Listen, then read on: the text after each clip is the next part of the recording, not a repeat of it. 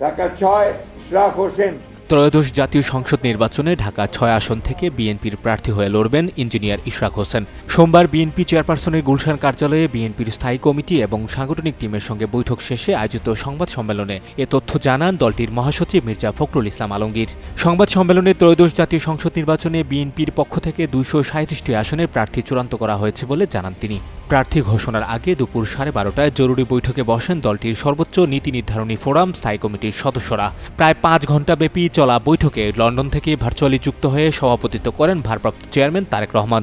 আসন্ন জাতীয় সংসদ নির্বাচনে দলীয় প্রার্থী চূড়ান্ত ও চলমান রাজনৈতিক পরিস্থিতিতে করণীয় ঠিক করতে বৈঠক হয়। প্রসঙ্গত, আগামী ২০২৬ সালের ফেব্রুয়ারির প্রথমার্ধে ত্রয়োদশ জাতীয় সংসদ নির্বাচন অনুষ্ঠিত হওয়ার কথা রয়েছে।